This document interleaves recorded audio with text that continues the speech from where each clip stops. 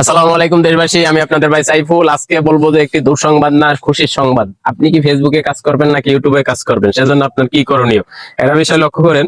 দেখেন, আমি দীর্ঘদিন ধরে ফেসবুকে কাজ করে কি পেয়েছি, আপনার জন্য বিশাল সারপ্রাইজ আছে। আপনি যদি একটু ভিডিওটি শেষ পর্যন্ত দেখেন এবং আপনিও শিখতে পারবেন, আপনিও বুঝতে পারবেন যে ফেসবুক কি করতেছে আর ইউটিউব কি করতেছে। দেখেন, আমার ইউটিউব গ্রাম বাংলা 97, আপনি যে ভিডিওটা যে চ্যানেল থেকে দেখতেছেন, এখানে কিন্তু মাত্র 6 থেকে 7 হাজার সাবস্ক্রাইবার। তারপর আমি কিন্তু অনেক খুশি।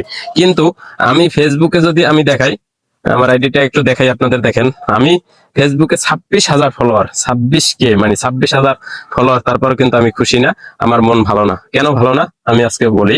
দেখেন, আমি এখানে 26,000 ফলোয়ার আছে, আমার 26,000 ফলোয়ার আছে। 2.1K পোস্ট আছে, মানে 2100 পোস্ট দেওয়ার পরও আমি কেন এখান থেকে সাকসেস হতে পারি না? এর ব্যর্থতা আমি নিজেই। আমি সঠিকভাবে সঠিক নিয়মে কাজ করতে পারি না, সঠিকভাবে সঠিক নিয়মে আপনাদের সাজেশনটা মানতে পারি না, সেজন্য আমি ব্যর্থ হয়েছি। এবং ব্যর্থ হয়ে আমি আপনাদের সাথে পরিচিত হতে চাই, আপনাদেরকে পরামর্শ দিতে চাই যে আপনি ব্যর্থ হবেন না। আপনি যদি একটু সঠিক নিয়মে কাজ করেন, সঠিকভাবে ধৈর্য ধরে কাজ করেন, আপনি সফল হবেন। কিন্তু আপনি যদি আমার মতন হতাশ হয়ে যান, একের পর এক পোস্ট করতে থাকেন, কিন্তু সঠিক নিয়মে পোস্টটা করতে পারতেছেন না, তবে আপনি ব্যর্থ আমার মতন। সঠিক নিয়ম, আপনি শুধু পোস্ট করতেছেন, একের পর এক পোস্ট করতেছেন, 1 দিন 2 দিন 3 দিন 5 দিন 10 দিন পোস্ট করে আপনি হতাশ হয়ে যাচ্ছেন। হতাশ হবেন না, আজকের ভিডিও থেকে আপনি শিখতে পারবেন। আপনি একটা টাইম মেনটেন করে পোস্ট করুন, যে সঠিক টাইমে, যেই টাইমে আপনি পোস্ট করার পরে আপনার অডিয়েন্স আপনার ভিডিওগুলো দেখবে, আপনার ভিডিওগুলো পর্যাপ্ত পরিমাণ লাইক করবে, আপনার অডিয়েন্স আপনার ভিডিওগুলো পর্যাপ্ত পরিমাণ কমেন্ট করবে। দেখেন, আমি 23 ঘন্টা আগে একটা ভিডিও পোস্ট করেছি। 23 ঘন্টা আগে দেখেন এই ভিডিওটা কি পেয়েছি। এই ভিডিওটায় পেয়েছি 222টা লাইক। 222টা, সরি সরি সরি 122টা লাইক, ভুল বলেছি, ওই তো 200 হয়ে যাবে।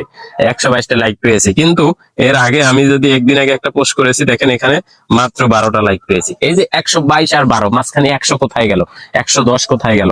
এটার কারণ আমি নিজেই। আমি আমার অডিয়েন্সকে সঠিক সময়ে আমি আমার কন্টেন্টটাকে তাদের সামনে উপস্থাপন করতে পারি না বিদায় কিন্তু আমার ভিডিওটা এমন হয়েছে। তো আপনিও এভাবে হতাশ হয়ে যাবেন, ব্যর্থ হয়ে যাবেন। আপনি যখন আপনার অডিয়েন্সকে সঠিক সময়ে, যখন আপনার পোস্টটা কোন সময় পোস্ট করলে আপনার অডিয়েন্স আপনার ভিডিওটা দেখবে, এটা একটু মাথায় রাখবেন। আবার বলতেছি, নয়তো আপনি আমার মতন ব্যর্থ হয়ে যাবেন। আপনার কোন সময় পোস্ট করলে আপনার ভিডিওটা সম্পূর্ণ দেখবে এবং দেখে তারা মূল্যবান কমেন্ট করবে। আপনি যদি ব্যর্থ হন, সেজন্য আপনি অন্য কাউকে দায়ী করতে পারবেন না। কেননা আপনার ব্যর্থতার আপনার ব্যর্থতা আপনার নিজের কারণে। তো আপনি কন্টিনিউ চেষ্টা করুন যে আপনি যে ভিডিওটা পোস্ট করতেছেন, আপনি যে ভিডিওটাকে অডিয়েন্সের সামনে পুশ করতেছেন, সেটা সঠিক সময় হতে হবে এবং সঠিক নিয়মে হতে হবে।